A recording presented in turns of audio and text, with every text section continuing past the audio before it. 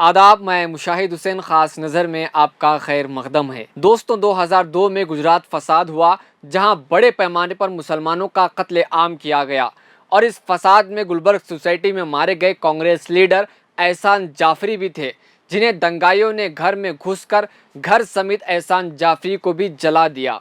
इसके बाद एहसान जाफरी की बीवी ज़किया जाफरी ने लोअर कोर्ट से लेकर सुप्रीम कोर्ट तक इस केस को लेकर गई ताकि यह साबित हो जाए कि गुजरात फसादात के पीछे उस वक्त के वज़ीर आला नरेंद्र मोदी का हाथ है।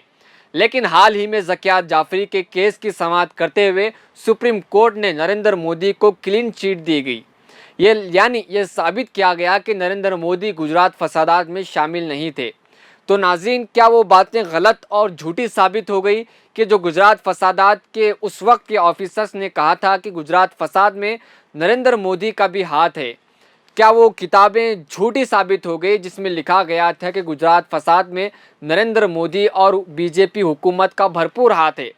तो अब इस असल मुद्दे से अवाम को हटाने के लिए गुजरात एटीएस ने ह्यूमन राइट एक्टिविस्ट टिस्टा सिलवाड को गिरफ्तार किया है और एटीएस ने इतवार को टिस्टा को मजिस्ट्रेट कोर्ट में पेश करके 5 दिनों का रिमांड हासिल कर लिया है। टिस्टा सिलवाड पर इल्ज़ाम लगाए गए हैं कि इनकी NGO citizen for justice and peace ने गुजरात फसादात के दौरान गुलबर्ग सोसाइटी कत्ले आम में मारे गए कांग्रेस एमपी एहसान जाफरी की अहलिया ज़किया जाफरी की कानूनी लड़ाई के दौरान हिमायत की थी। तो इस बिना पर इन्हें निशाना बनाया गया है और टिस्टा ने भी गुजरात एटीएस के खिलाफ शिकायत दर्ज कराते हुए कहा कि वो इनके घर में दाखिल हुए और इनके साथ मारपीट भी की और साथ ही कहा कि इन्होंने अपने वकील से राब्ता करना चाहा तो एटीएस ने इन्हें रोक दिया। तो नाज़रीन, बीजेपी सरकार अपने आप को इल्ज़ामात से बरी करने के लिए किसी को भी बलि का बकरा बना सकती है, जैसा इस केस में आप देख रहे हैं। और अहमदाबाद पुलिस की क्राइम ब्रांच की जानिब से दर्ज मामले में टिस्टा के अलावा आईपीएस अफसर संजू भट्ट और गुजरात के साबिक डीजीपी आरबी श्री कुमार को भी मुलजिम बनाया गया है। इन तीनों पर गुजरात फसादात की तहकीकात करने वाली एसआईटी को गुमराह करने की साजिश का इल्ज़ाम लगाया है। दूसरे मुलजिम संजू भट्ट, जो 2002 के फसादात के वक्त डिप्टी इंस्पेक्टर जनरल डीजीआई थे, इन्होंने सुप्रीम कोर्ट में एक हलफनामा दाखिल करके तशद्दुद में मोदी के मुलविस होने का इल्ज़ाम लगाया था।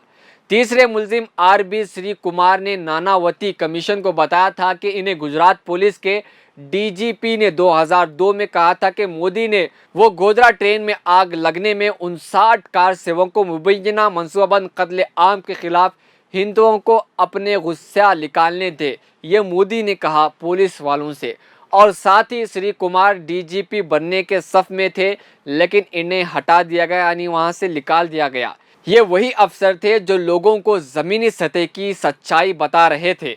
तो नाज़रीन, गुजरात फसादात के पीछे यकीनन नरेंद्र मोदी का हाथ है, ऐसे कई सबूत है, लेकिन फिर भी नरेंद्र मोदी को गुजरात फसादात मामले से दूर रखा गया है। तो ऐसे कई सारे मामलात हैं जो मोदी को मुलजिम और कसूरवार बता सकता है, लेकिन फिर भी यहाँ पर अनभक्ति देखिए किस तरीके से सुप्रीम कोर्ट ने भी मोदी के हक़ में फ़ैसला दिया है। तो नाज़रीन, इंसानी हुकूक़ के बैन अक़वामी इदारे एम्नेस्टी इंटरनेशनल इंडिया ने टिस्टा की गिरफ्तारी को नाकाबिले कबूल करार देते हुए इन्हें फ़ौरन रिहा करने और सिविल सोसाइटी और इंसानी हुकूक़ के मुहाफ़िज़ों के ख़िलाफ़ कार्रवाई को बंद करने का मुतालबा किया गया है।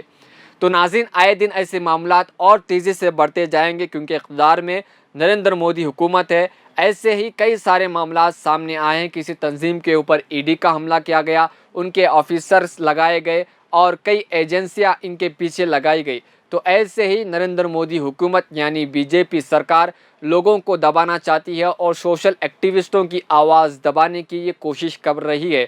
तो ऐसे में जो तमाम भारत के सेकुलर जहन के अवाम हैं, उन्हें भी मैदान अमल में आना चाहिए और वक्त की बीजेपी हुकूमत के ख़िलाफ़ अपनी आवाज़ बुलंद करनी चाहिए।